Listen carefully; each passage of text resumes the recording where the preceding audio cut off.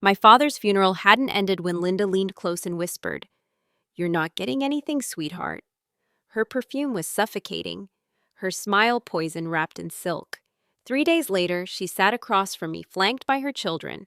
"We want everything. The house, the company, every single dollar." My lawyer grabbed my arm.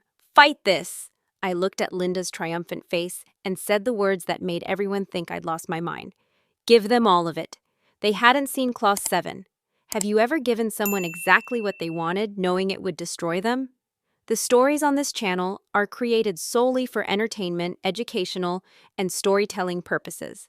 While some stories are inspired by real situations submitted by viewers via email, most details have been fictionalized, combined, or altered. My name is Stephanie Cooper. I'm 36 years old, and I spent the last 7 years building a financial consulting firm from nothing, though my family never knew that.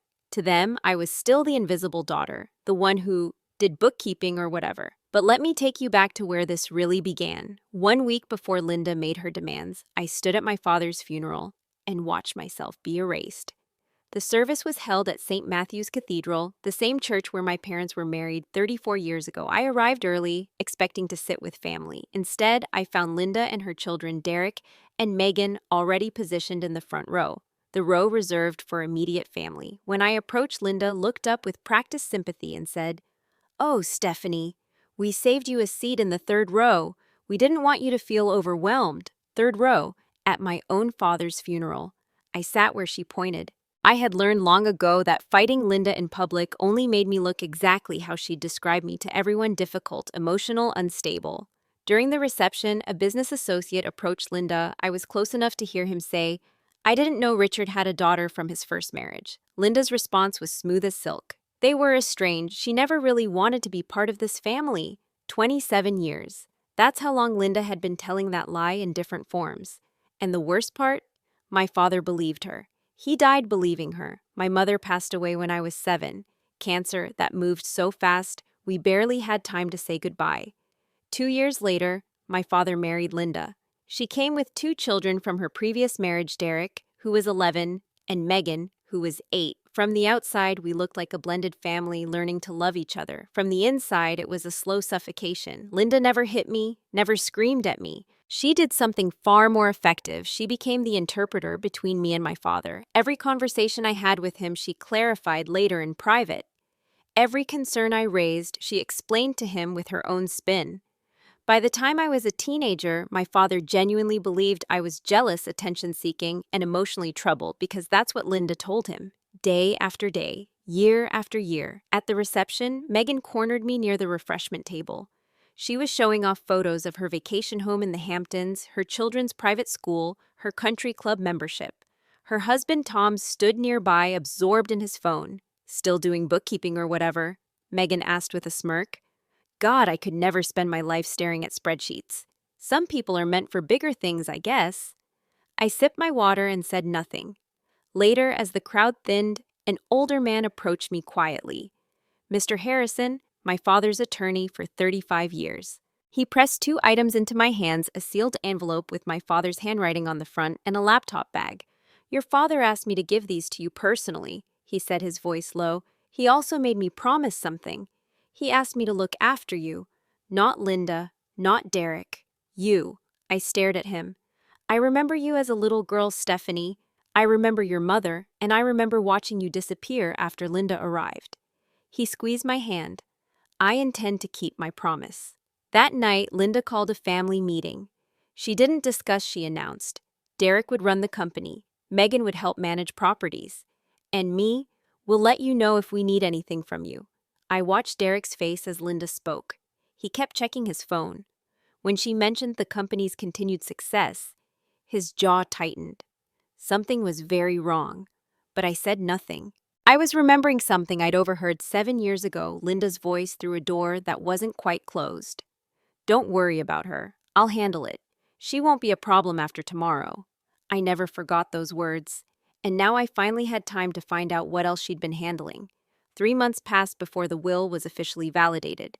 3 months of probate legal procedures, and Linda acting as though she already owned everything. When Mr. Harrison finally called us all to his office for the formal reading, Linda walked in like a queen arriving to collect her crown.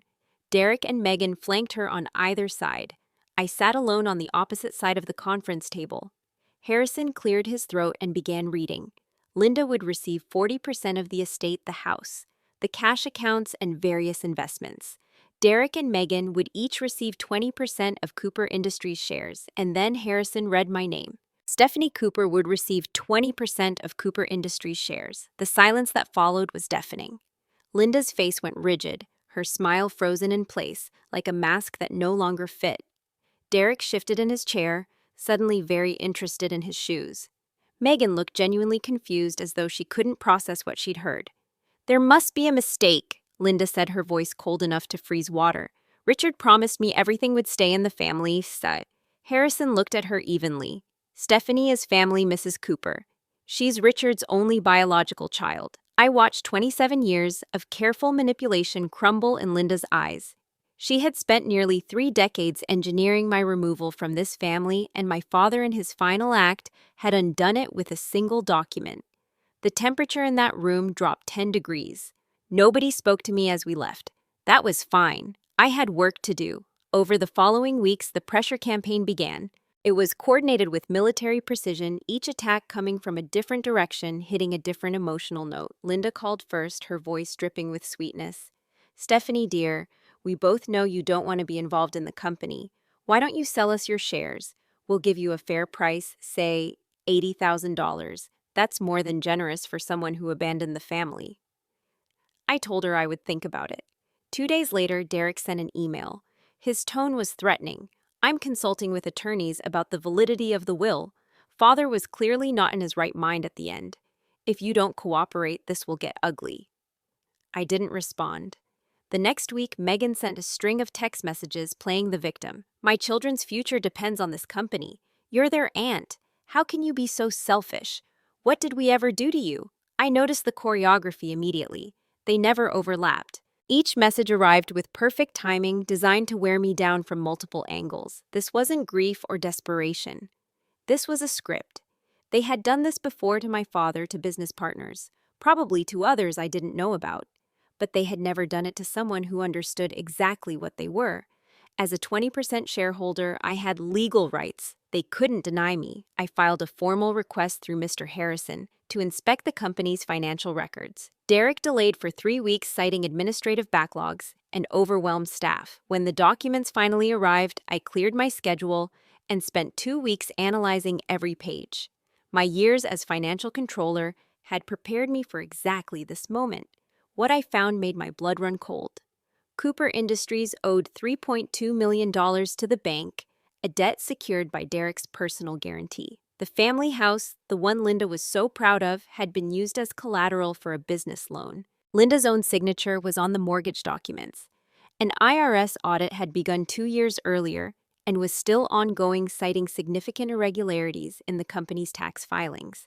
A former business partner was suing for $1.8 million over contract violations, and Derek was named personally in the lawsuit.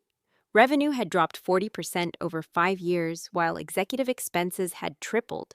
The company wasn't struggling. It was dying. Derek had been hiding a catastrophe, and the walls were closing in. But the real discovery came from my father's laptop. I had been searching through his old emails for weeks, looking for anything that might explain why he had changed his will. In a folder labeled Personal Do Not Delete, I found a message he had forwarded to himself. His note at the top read simply, "Keep this evidence." The original email was from Linda to Derek. The date made my heart stop. It was sent the night before my father dismissed my fraud report 7 years ago. I read it once, then twice, then 5 times. "Don't worry about your sister. I talked to your father tonight.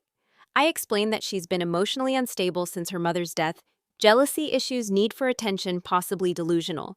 He understands now. She won't be a problem after tomorrow. Just be more careful with the accounting for a few months. Use the Atlantic Consulting invoices like I showed you. They're untraceable. Once she's gone, you can relax. Love, Mom." My hands didn't shake. My eyes didn't water. I simply understood. I wasn't dismissed because my father didn't believe me. I was dismissed because Linda made sure he couldn't believe me. She had poisoned his mind against me the night before, planting seeds of doubt that made my evidence look like the ravings of a jealous daughter. And she didn't just know about Derek's fraud. She taught him how to hide it better. I kept digging. Cross-referencing the financial records with board meeting minutes, I discovered something that surprised even me. Derek had been presenting falsified reports to his own family for years. The documents Linda and Megan saw showed minor debt and temporary challenges. The real numbers showed catastrophic losses and imminent collapse. Derek wasn't just stealing from the company. He was deceiving the mother who had spent 27 years protecting him. He had taken her money, used her house as collateral, and lied to her face through all of it. I almost felt sorry for Linda. Almost. I met with an attorney named Patricia Chen, a sharp woman who specialized in corporate litigation. I laid everything out: the fraud, the emails, the hidden debts, all of it. You could fight this, Patricia said. Sue Derek for fraud. Sue Linda as a co-conspirator. You'd probably win. How long would that take? 3 to 5 years, subject to appeals, very expensive. I thought for a moment. What if I don't fight? What if I give them exactly what they want? Patricia frowned. You'd be surrendering your inheritance. Would I be surrendering any liabilities? No, the personal guarantees stay with whoever signed them. Derek guaranteed the bank loan. Linda signed the mortgage. That doesn't transfer to you. What if the agreement includes a clause confirming they've been fully informed of the company's financial status? Patricia's eyes widened as she understood. Then they can never claim they didn't know. They can't sue you for fraud or misrepresentation. They own the company and everything that comes with it. Draft that agreement, include full disclosure of all debts, audits, and lawsuits. They'll have to acknowledge they've read it. Patricia shook her head slowly. They'll never sign that. I smiled faintly. They're so eager to take everything from me they won't read the fine print. They never have. That night, alone in my apartment, I finally opened my father's letter. The envelope had sat on my desk for 3 months, waiting for me to be ready. My hands trembled as I unfolded the pages. The handwriting was shaky, but unmistakably his. The first paragraph destroyed 27 years of believing I wasn't loved. My dearest Stephanie, I am writing this because I may not have the courage to say it to your face before I'm gone. I have failed you in ways I am only now beginning to understand. I know what Linda did. I know she turned me against you, and I know I was too weak, too comfortable, too much of a coward to see it until it was almost too late. I read the rest of my father's letter through tears I couldn't stop. His words continued on the page, each sentence peeling away years of pain. After you left the company, I couldn't stop thinking about the evidence you showed me. Something didn't feel right about how quickly Linda dismissed it. So, I did something I should have done years ago. I hired an independent auditor. Told no one, especially not Linda. Everything you said about Derek was true. He's been stealing from the company since before you even started working there. The auditor estimated over $2 million in total. But that's not what haunts me. What haunts me is what I found on Derek's computer when he left it logged in at the house. Emails between him and Linda. I saw how she coached him to hide the fraud. I saw what she wrote about you, my own daughter, described as unstable and delusional, and a problem to be handled. I saw the lies she told me written in her own words. I wanted to confront them, but then I got my diagnosis. Stage 4, pancreatic cancer. The doctors gave me 8 months. I realized I didn't have time for the legal battle that exposing them would require, so I made a different choice. I changed my will secretly with only Harrison knowing. I gave you shares not to make you rich, but so you would have a seat at the table, so you could see the truth for yourself and choose what to do with it. I should have called you. Every day I picked up the phone, and every day I heard Linda's voice. She doesn't want to talk to you. She's moved on. And God help me, I believed her. I was her puppet until the very end. Stephanie, I loved you from the moment you were born. I loved you every single day, even when I was too blind to show it. Your mother would be ashamed of the father I became, but I hope she would be proud of the woman you've become despite me. I'm sorry. I love you, Dad. I sat with that letter for hours. My father had finally seen the truth. He couldn't undo 27 years of damage, but he gave me the power to choose my own ending. The settlement meeting was scheduled 5 months after the funeral. I arrived at Mr. Harrison's office 15 minutes early. Harrison was waiting in the hallway, his face serious. There's something you should know, he said quietly. In the 6 months before your father passed, Linda called me repeatedly. She wanted me to help modify the will, remove you entirely, increase her share to 60%. She said your father wasn't thinking clearly and needed protection from manipulation. My jaw tightened. What did you do? I told her any changes required Richard's signature and clear mental competency. She demanded I bring the documents to the house anyway, said she'd handle getting his signature. Harrison paused. I refused. A week later, your father called me privately. He said, I know what Linda's been doing. Don't let her change anything. Promise me you'll protect my daughter. It was the first time in 20 years I heard him speak against Linda. I absorbed this quietly. He knew. At the end, he finally knew. Harrison nodded. He did, and he chose you. We walked into the conference room. Linda was already seated at the head of the table, radiating triumph. Derek sat to her right, checking his phone constantly, his leg bouncing. He knew the disaster hiding in those financial documents, but he didn't know that I knew. Megan sat planning how to spend her share. Their attorney, Mr. Grant, had papers spread before him. My attorney, Patricia, sat beside me. Mr. Grant cleared his throat. My clients have reviewed the transfer agreement. Mrs. Cooper, I should note that Exhibit A contains extensive financial disclosures. Are you certain you've read? Linda waved dismissively. Yes, some debts, some minor legal matters. Every company has those. Let's just get this signed. I watched Derek carefully. This was his moment to correct his mother to admit the truth. He said nothing. He let her believe that minor legal matters described a $3.2 million debt, an IRS criminal investigation, and a lawsuit. He had been lying to her for years. The documents were passed around. I signed every page. When the last signature was complete, Linda actually laughed. There, finally. I knew you'd come to your senses eventually. You never belonged in this family anyway, Stephanie. Mr. Grant reviewed the signed agreement one final time. I watched his face as he reached Clause 7 and stopped. His eyes moved to Exhibit A. The color drained from his face. Mrs. Cooper, he said slowly, did you actually read Exhibit A? Linda frowned. I skimmed it. Why? Grant read aloud from Clause 7. The receiving parties hereby acknowledge and confirm that they have reviewed Exhibit A in its entirety and have been fully informed of the company's current financial status, including all outstanding debts, existing personal guarantees, collateral arrangements, ongoing regulatory investigations, and pending litigation. The receiving parties expressly waive any future claim that they were not informed of these matters and accept all legal and financial consequences arising from their ownership. Linda's frown deepened. What's in Exhibit A? Grant looked at her with something close to horror. According to these documents which you just signed, acknowledging you've read Cooper Industries has $3.2 million in outstanding bank debt. Your son Derek personally guaranteed this loan. Your house was pledged as collateral with your signature. The IRS has been conducting a criminal investigation into tax fraud for 2 years, and there's a $1.8 million lawsuit with Derek named as personally liable. The silence was absolute. Linda turned to Derek, her face white. You told me there were minor cash flow issues. You said the IRS audit was routine. Derek couldn't meet her eyes. I spoke for the first time. My voice was calm. Would you like to know how I knew about all this? I used my shareholder rights to request financial records. It took me 2 weeks to find what Derek's been hiding from you for years. I paused. But the fraud isn't news to you, is it, Linda? You've known about it for at least 7 years. I placed a printed email on the table from Linda to Derek, sent the night before my father dismissed my evidence. Just be more careful with the accounting. Use the Atlantic Consulting invoices like I showed you, they're untraceable. Your own words. Linda's mask cracked completely. The grieving widow, the protective mother, all of it fell away. What remained was something cold and cornered and afraid. You can't prove. I don't need to prove anything. Dad already did. I produced my father's letter. He found your emails. He hired an independent auditor. He knew everything.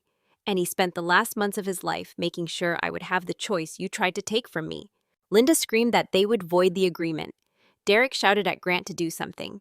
Megan burst into tears. Patricia responded calmly.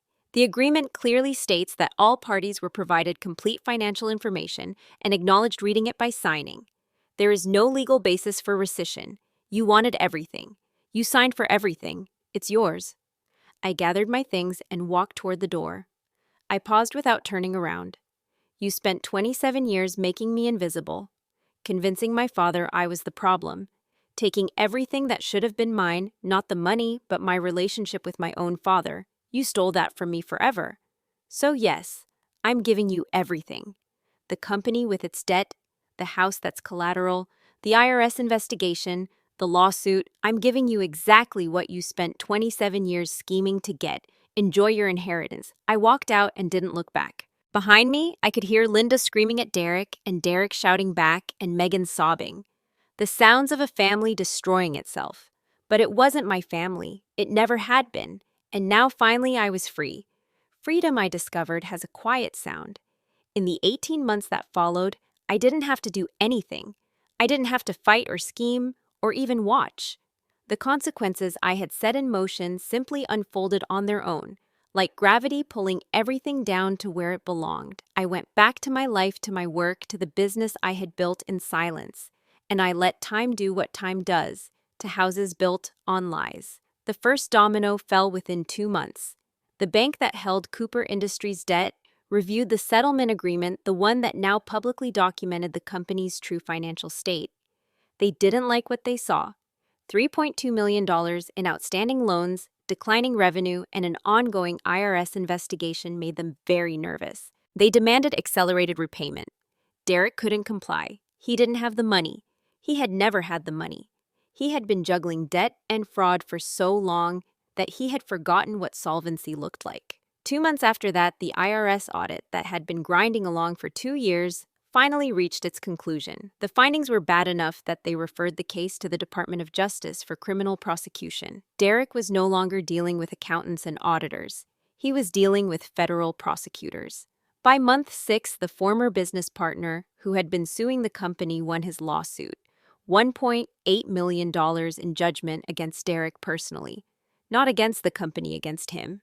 His personal assets, his bank accounts, everything with his name on it was now exposed.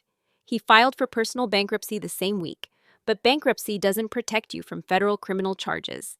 And the prosecutors were just getting started. In month 8, they found the email, Linda's email to Derek, the one coaching him on how to hide the fraud, the one telling him to use the Atlantic Consulting invoices because they were untraceable. The federal prosecutor added it to his evidence file and presented it to a grand jury. Linda was indicted as a co-conspirator in the tax fraud scheme. The woman who had spent 27 years manipulating everyone around her was now facing federal charges of her own. By month 10, Cooper Industries defaulted on its bank loan. The company simply could not service the debt anymore. The bank initiated foreclosure proceedings on the collateral Linda's house. The house she had schemed for 27 years to own. The house she had used my father's love and trust to secure.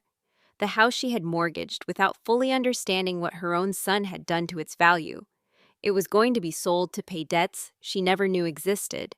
Month 12 brought Derek's formal indictment. 5 counts of tax fraud. The bail was set at $500,000. Linda had to sell the house, now worth far less due to the foreclosure proceedings, just to pay his bail and legal fees. After the lawyers and the bank took their share, she was left with almost nothing. The queen of the Cooper family was now a woman without a castle. The destruction spread outward like ripples in a pond. Megan's husband, Tom, had built his real estate business on reputation and investor confidence. When word spread about his wife's family, the fraud, the federal charges, the financial collapse, his investors got nervous. They pulled their money out. His company, already struggling in a difficult market, couldn't survive the loss. Tom blamed Megan. He said she had hidden the extent of her family's problems from him. He filed for divorce, claiming fraud in the marriage itself. With his business bankrupt, there was no alimony to fight over. Megan was left with 3 children, no income, and skills she hadn't used in 15 years. The country club membership was gone. The vacation home was gone. The private schools were gone. Everything she had bragged about at my father's funeral had evaporated like morning fog. Linda accepted a plea deal to avoid prison, 18 months of supervised probation, 200 hours of community service, and a $75,000 fine. The community service requirement was specific roadside cleanup. Every Saturday for the next year, Linda would wear an orange vest and pick up trash on the highway. The woman who once hosted charity galas, who looked down on common people, who cultivated an image of sophistication and wealth, would now be visible to every passing car as she collected garbage in the heat and the cold and the rain. Derek's plea deal came 2 months later. His expensive attorneys had abandoned him when the money ran out. Facing overwhelming evidence and no resources to fight, he accepted 42 months in federal prison. His wife filed for divorce the same week. His teenage children refused to visit him. The golden son, the one Linda had protected and promoted and lied for, was now inmate number something in a federal correctional facility, with no money left to fight over. The family turned on itself completely. I heard about it secondhand through Mr. Harrison, who still checked in occasionally. Megan blamed Derek for destroying everything. She said Linda had protected him for years, while he was stealing from his own mother the whole time. Derek blamed Linda for pushing him into running the company, for telling him they would be rich, for assuring him that I was nothing and would never be a threat. Linda blamed both of them for their ingratitude after everything she had sacrificed. But there was no one left to hear her version of events. No husband to manipulate, no money to control, no society friends to impress. Just 3 people drowning separately, each convinced the others were at fault. My phone rang occasionally. I would check the ID and let it go to voicemail. Then I would delete the voicemail without listening. Linda left messages begging for money, invoking my father's memory, claiming we were family despite everything. Megan sent texts about her children, about losing her apartment, about having nowhere to go. Derek wrote letters from prison, asking for commissary money, reminding me that we grew up in the same house, asking if that counted for something. I read each message. Then I deleted them. Not out of cruelty, but out of clarity. Helping them would only prolong their denial. They needed to hit bottom. They needed to face the consequences of their choices. And I was not their safety net. I never had been. A year after losing the house, Linda was spotted by a former country club acquaintance. She was working as a receptionist at a real estate office, answering phones and fetching coffee for agents half her age. The woman took a photo and posted it online with a caption about how the mighty had fallen. Within a week, everyone in Linda's former social circle knew. Her reputation, the thing she had valued above everything, perhaps above even money, was finally and completely destroyed. Mr. Harrison told me about it during one of our occasional conversations. "I thought you'd want to know," he said. "Thank you for telling me," I replied, "but it doesn't change anything for me." And it didn't. Revenge was never the point. The point was freedom. On the anniversary of my father's death, I visited his grave alone. The cemetery was quiet. I brought lilies, my mother's favorite flower. I stood there for a long time reading his letter one more time, even though I had memorized every word. "I understand now, Dad," I said quietly. "You weren't choosing them over me all those years. You were lost." She made sure you were lost. But at the end, when it really mattered, you found your way back to me. I forgive you. It took me a while, but I do. And I think Mom would forgive you too. She always said you had a good heart. You just needed someone to help you see clearly. Linda made sure that never happened. But I'm okay now. Better than okay. I built something real, something no one can take from me. I wish you could see it. I think you'd be proud. I placed the lilies against the stone and walked away. 3 weeks later, I received an invitation that made me laugh out loud. The Association of Women in Financial Services wanted me to keynote their national conference. The suggested topic was building success on your own terms. They didn't know my story. They didn't know about Linda or Derek or any of it. They just knew what I had built. And that meant for the first time in my life, someone was seeing me for exactly who I am. The conference was held in Chicago 2 years after the settlement that changed everything. I stood backstage listening to my introduction and felt something I hadn't felt in decades: pride without shame.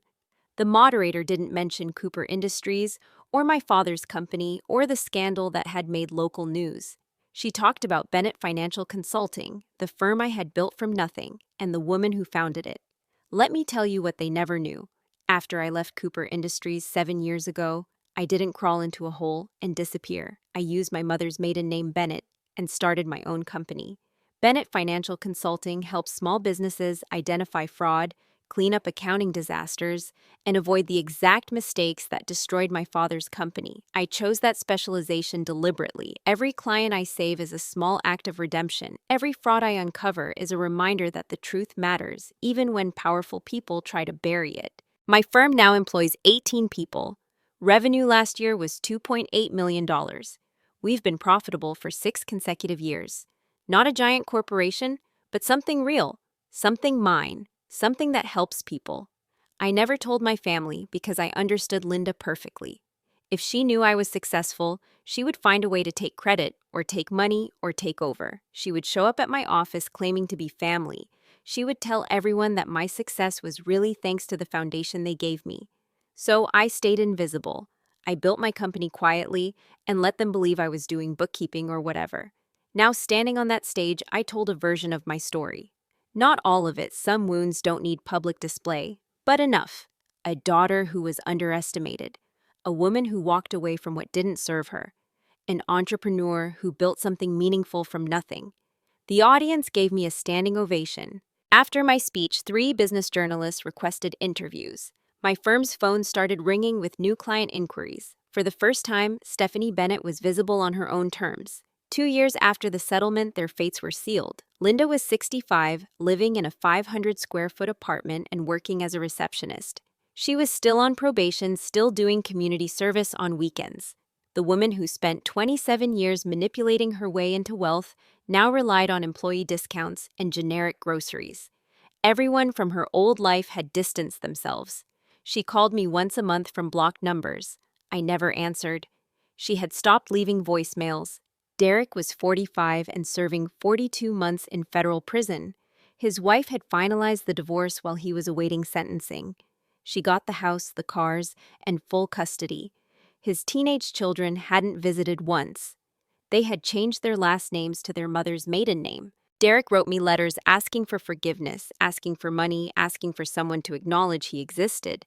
I read them because I believe in understanding my enemies. Then I threw them away. I felt nothing.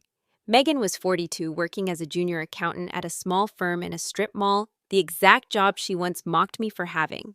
She was competent, it turned out. Maybe she always would have been, if anyone had expected anything of her. She made $52,000 a year and lived in a 2-bedroom apartment with her 3 children. Her ex-husband paid child support inconsistently, always late, always with complaints. Megan processed spreadsheets every day and thought about what she said at my father's funeral. Some people are meant for bigger things. The irony wasn't lost on her. I bought a modest house in a quiet suburb. 3 bedrooms, a garden, a porch with a view of the sunset. Not a mansion. I didn't want a mansion. I wanted peace. I have a golden retriever named Richie, the same breed my father always wanted, but Linda claimed to be allergic to. I chose the name as a small rebellion, a private joke that makes me smile every time I call him. I've been seeing someone for 6 months, a man named James I met at a professional conference. He's a forensic accountant, which means he understands my work without needing explanations. He knows about my family. I told him everything on our 4th date. His response was simple. That explains why you're so good at what you do. You learn to see through lies early. He has never once suggested I should forgive them. I have Friday dinners with friends who knew me before any of this happened. Women who saw me at my lowest when I left the company in disgrace, when I thought my father hated me, when I believed I was the problem. Linda always claimed I was. They're proud of me. Not because I'm successful, but because I refuse to be destroyed. One evening, there was a knock at my door. Richie barked once, then settled. I opened the door to find Megan standing on my porch. She looked older than 42. Her clothes were neat, but clearly from discount stores. Her car in the driveway was 10 years old. I found your address through your company's business registration, she said quietly. I'm not here to ask for money. I just needed to say something in person. I didn't invite her in. I waited. I'm sorry for what I said at Dad's funeral, for looking down on you all those years, for being part of everything Mom did. I didn't plan it with her, but I benefited from it. I let her treat you like nothing because it meant I got to feel like something. That was wrong. I studied her, looking for the manipulation, the angle, the hidden ask. But Megan just stood there, small and tired and beaten. Thank you for saying that, I finally said. I meant it. I'm not asking you to forgive me, she continued. I just needed you to know that I know what we did, what we were. I have to live with that. I nodded slowly. I appreciate you coming. I didn't invite her in. I didn't suggest we rebuild a relationship. Because forgiveness doesn't mean reconciliation. Megan seemed to understand. She nodded once, turned, and walked back to her aging car. A week later, I met Mr. Harrison for coffee. He told me something Megan had shared with him. Apparently, years ago, when Megan was still in high school, Linda said something after too much wine at Christmas. Something about me.